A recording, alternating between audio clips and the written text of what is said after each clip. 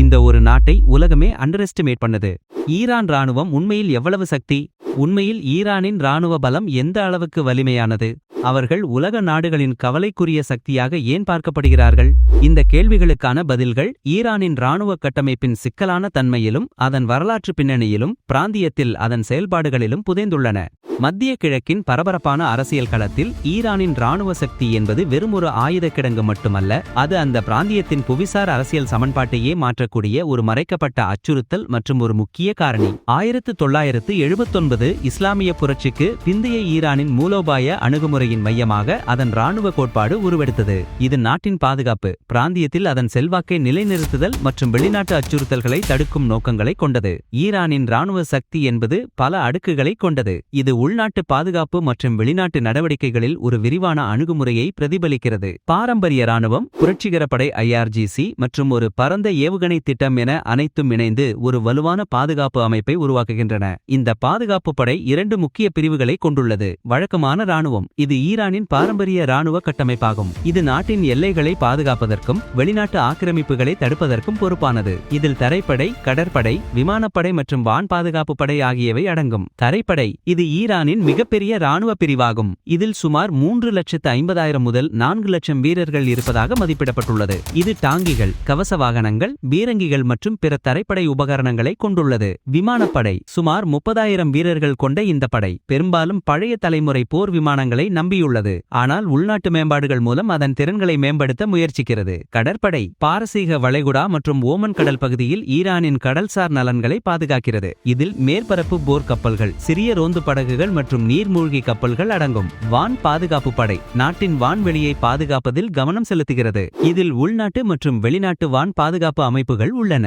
1979 புரட்சிக்கு பிறகு நிறுவப்பட்ட இந்த புரட்சிகர படை நாட்டின் இஸ்லாமிய அமைப்பை பாதுகாப்பதற்கும் புரட்சியின் கொள்கைகளை பரப்புவதற்கும் அர்ப்பணிக்கப்பட்டுள்ளது. இது வழக்கமான இராணுவத்திலிருந்து தனித்துவமான கட்டளை அமைப்பு மற்றும் அரசியல் விசுவாசத்தை கொண்டுள்ளது. IRGC சுமார் 2 லட்சம் முதல் 2,50,000 செயலில் உள்ள வீரர்களை கொண்டிருப்பதாக மதிப்பிடப்பட்டுள்ளது. இதில் தரைப்படை, கடற்படை, விமானப்படை மற்றும் அதன் தனித்துவமான சிறப்பு படைகளான குட்ஸ் ஃபோர்ஸ் ஆகியவை அடங்கும். குட்ஸ் படை, இது IRGC-யின் வெளிநாட்டு நடவடிக்கை பிரிவாகும். இது ஈரானின் பிராந்திய கூட்டாளிகள் மற்றும் ப்ராக்சி குழுக்களுக்கு பயிற்சி, நிதி மற்றும் ஆயுத ஆதரவை வழங்குவதில் முக்கிய பங்கு வகிக்கிறது. பசீஜ் எதிர்ப்பு படை, இது IRGC-யின் ஒரு துணை பிரிவாகும். இதில் மில்லியன் கணக்கான தன்னார்வலர்கள் உள்ளனர். உள்நாட்டு பாதுகாப்பு, சமூக கட்டுப்பாடு மற்றும் தேவைப்படும்போது ஒரு பெரிய இருப்பு படையாக செயல்படுவது இதன் முக்கிய பணிகளாகும். ஈரானின் இராணுவ பட்ஜெட் குறித்த துல்லியமான தகவல்கள் குறைவாக இருந்தாலும் ஆய்வாளர்களின் மதிப்பீடுகள் ஆண்டுக்கு சுமார் 20 முதல் 30 பில்லியன் அமெரிக்க டாலர்கள் வரை இருக்கலாம் என்று சுட்டிக்காட்டுகின்றன. இந்த நிதி பெரும்பாலும் உள்நாட்டு உற்பத்தி மற்றும் தொழில்நுட்ப மேம்பாடுகளுக்கு பயன்படுத்தப்படுகிறது. குறிப்பாக ஈரானின் ஏவுகணை திட்டம் உலக நாடுகளின் கவனத்தை ஈர்த்துள்ளது. 1988 ஈராக்-ஈரான் போரின் போது ஏற்பட்ட ஏவுகணை தாக்குதல்களின் அனுபவமே ஈரானின் ஏவுகணை திட்டத்தின் வளர்ச்சிக்கு ஒரு முக்கிய உந்துதலாக அமைந்தது. போருக்கு பிந்தைய காலகட்டத்தில் வெளிநாட்டு ஆயுதங்கள் மீதான சார்பு நிலையை குறைத்து உள்நாட்டு உற்பத்தி மற்றும் சுயசார்பு நிலையை அடைய ஈரான் தீவிரமாக செயல்பட்டது. ஆரம்பத்தில் ஸ்கட் ரக ஏவுகணைகளை இறக்குமதி செய்து அவற்றின் அடிப்படையில் ஷாஹாப் தொடர் ஏவுகணைகளை உருவாக்கத் தொடங்கியது. ஷாஹாப் 1 மற்றும் ஷாஹாப் 2 ஆகியவை குறுகிய தூர ஏவுகணைகளாகும். 2000களில் ஷாஹாப் 3 ஏவுகணையின் அறிமுகம் இஸ்ரேல் மற்றும் பிராந்தியத்தில் உள்ள அமெரிக்க தளங்களை அடையக்கூடிய ஒரு மத்திய தூர ஏவுகணையாக கருதப்பட்டது. தற்போது ஈரான் தனது ஏவுகணைகளின் துல்லியத்தை மேம்படுத்துவதில் கவனம் செலுத்தியது. எமாட், கியாம் மற்றும் கோரம் ஷாஹர் போன்ற ஏவுகணைகள் அறிமுகப்படுத்தப்பட்டன. அவை நீண்ட தூரம் மற்றும் மேம்பட்ட துல்லியத்துடன் திட எரிபொருள் தொழில்நுட்பத்தை பயன்படுத்துகின்றன. திட எரிபொருள் ஏவுகணைகள் விரைவாக ஏவப்படக்கூடியவை மற்றும் சேமிக்க எளிதானவை. குறுகிய தூர ஏவுகணைகள், மத்திய தூர ஏவுகணைகள் மற்றும் சில அறிக்கைகளின்படி கண்டம் விட்டு கண்டம் பாயும் ஏவுகணைகள் என பல்வேறு வகையான ஏவுகணைகளை ஈரான் உள்நாட்டிலேயே உற்பத்தி செய்து வருகிறது. இந்த ஏவுகணைகள் மொபைல் லாஞ்சர்களிலிருந்து ஏவப்படக்கூடியவை. இதனால் அவற்றை கண்டறிந்து அழிப்பது கடினமாகிறது. மேலும் ஆளில்லா விமானங்கள் எனப்படும் ட்ரோன் தொழில்நுட்பத்திலும் இந்த நாடு கணிசமான முன்னேற்றம் கண்டுள்ளது. 2000களின் முற்பகுதியிலிருந்து உளவு பார்ப்பதற்கான எளிய ட்ரோன்களுடன் தொடங்கி தற்போது தாக்குதல் நடத்தக்கூடிய ஆயுதம் ஏந்திய ட்ரோன்கள் மற்றும் நீண்ட தூரம் பறக்கக்கூடிய லாய்டரிங் மியூனிஷன்ஸ் எனப்படும் தற்கொலை ட்ரோன்கள் வரை ஈரான் தனது திறன்களை விரிவுபடுத்தியுள்ளது. ஷாஹேட் மற்றும் அபாபில் தொடர் ட்ரோன்கள் உளவு பார்ப்பதற்கும் தாக்குதல்களுக்கும் பயன்படுத்தப்படுகின்றன. இந்த ட்ரோன்கள் செலவு குறைந்தவை மற்றும் சமச்சீரற்ற போரில் ஒரு முக்கியமான கருவியாக பார்க்கப்படுகின்றன. ஹூதி கிளர்ச்சியாளர்கள் மற்றும் ஹெஸ்பொல்லா போன்ற பிராந்திய கூட்டணிகளுக்கு இந்த தொழில்நுட்பத்தை ஈரான் வழங்குவதாகவும் தகவல்கள் தெரிவிக்கின்றன.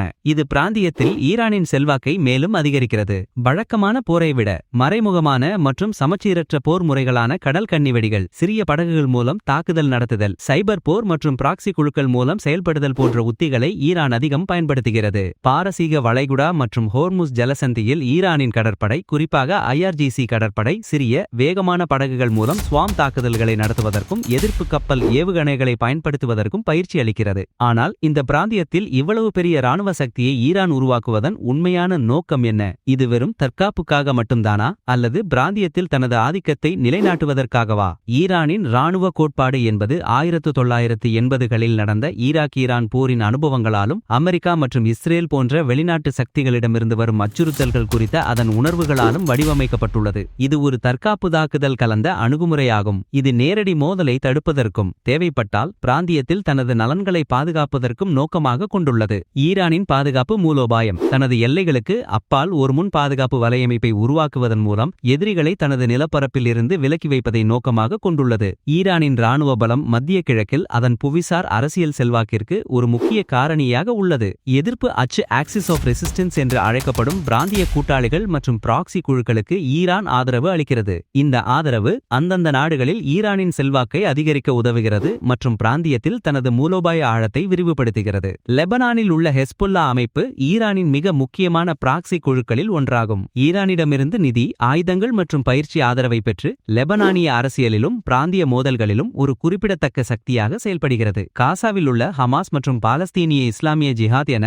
பாலஸ்தீனிய குழுக்களுக்கு ஈரான் பல்வேறு நிலைகளில் ஆதரவு அளிக்கிறது. இதில் ஆயுதங்கள் மற்றும் தொழில்நுட்ப பரிமாற்றங்கள் அடங்கும். ஏமன் உள்நாட்டு போரில் ஹூத்திகளுக்கு ஈரான் ஆயுதங்கள், பயிற்சி மற்றும் மூலோபாய ஆதரவை வழங்குவதாக பரவலாக நம்பப்படுகிறது. இது செங்கடல் மற்றும் பாப் எல்மண்டேப் ஜலசந்தியில் ஈரானின் மறைமுக செல்வாக்கை உறுதிப்படுத்துகிறது. ISIS-க்கு எதிரான போரில் ஈராக் மற்றும் சிரியாவில் உள்ள ஷியா போராளி குழுக்களுக்கு ஈரான் ஆதரவு அளித்தது. இது ஈராக் மற்றும் சிரியாவில் ஈரானின் அரசியல் மற்றும் இராணுவ செல்வாக்கை வலுப்படுத்தியது. மேலும் ஹோர்முஸ் ஜலசந்தி போன்ற முக்கியமான கடல்வழி பாதைகளில் அதன் இராணுவ இருப்பு உலகளாவிய வர்த்தகத்திற்கும் எரிசக்தி விநியோகத்திற்கும் ஒரு சவாலாக உள்ளது. உலக எண்ணெய் வர்த்தகத்தில் சுமார் 20 விழுக்காடு மற்றும் திரவ இயற்கை எரிவாயு வர்த்தகத்தில் 25 விழுக்காடு இந்த ஜலசந்தி வழியாக செல்கிறது.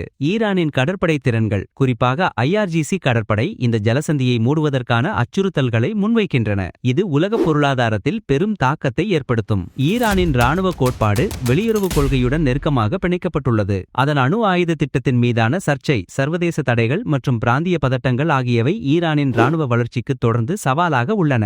2015 அணுசக்தி ஒப்பந்தமான கூட்டு விரிவான செயல் திட்டம் ஈரானின் அணுசக்தி திட்டத்தை கட்டுப்படுத்தியது. ஆனால் 2018இல் அமெரிக்கா ஒப்பந்தத்திலிருந்து விலகிய பிறகு ஈரான் தனது யுரேனியம் செறிவூட்டல் நடவடிக்கைகளை மீண்டும் தொடங்கியது. இது சர்வதேச சமூகத்தின் கவலைகளை அதிகரித்துள்ளது. சர்வதேச தடைகள் ஆயுத இறக்குமதி மற்றும் மேம்பட்ட தொழில்நுட்பத்திற்கான ஈரானின் அணுகலை கடுமையாக கட்டுப்படுத்துகின்றன. இருப்பினும் உள்நாட்டு உற்பத்தி, ரிவர்ஸ் இன்ஜினியரிங் மற்றும் தொழில்நுட்ப வளர்ச்சி மூலம் இந்த சவால்களை எதிர்கொள்ள ஈரான் முயற்சிக்கிறது. அதன் இராணுவ தொழில் வளாகம் பல்வேறு ஆயுத அமைப்புகள், ஏவுகணைகள் மற்றும் ட்ரோன்களை உள்நாட்டிலேயே வடிவமைத்து உற்பத்தி செய்வதில் குறிப்பிடத்தக்க முன்னேற்றம் கண்டுள்ளது.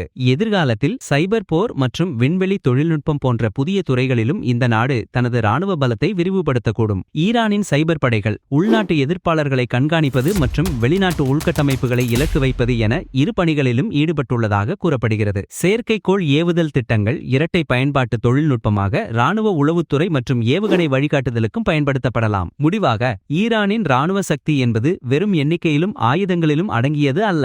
அது அதன் புவிசார் அரசியல் லட்சியங்கள், பிராந்திய பாதுகாப்பு கவலைகள் மற்றும் சர்வதேச அழுத்தங்களுக்கு ஒரு பிரதிபலிப்பு. ஈரானின் இராணுவ கட்டமைப்பு, அதன் மூலோபாய கோட்பாடு மற்றும் பிராந்தியத்தில் அதன் பிராக்சி வலையமைப்பு ஆகியவை மத்திய கிழக்கின் பாதுகாப்பு சூழலை கணிசமாக வடிவமைக்கின்றன. இந்த சக்தி பிராந்தியத்தின் எதிர்காலத்தை வடிவமைப்பதில் ஒரு தவிர்க்க முடியாத பங்கை வகிக்கிறது என்பதை நாம் மறுக்க முடியாது. மேலும் சர்வதேச சமூகம் ஈரானின் இராணுவ பரிணாம வளர்ச்சியையும் அதன் பிராந்திய தாக்கங்களையும் தொடர்ந்து உன்னிப்பாக கண்காணித்து வருகிறது.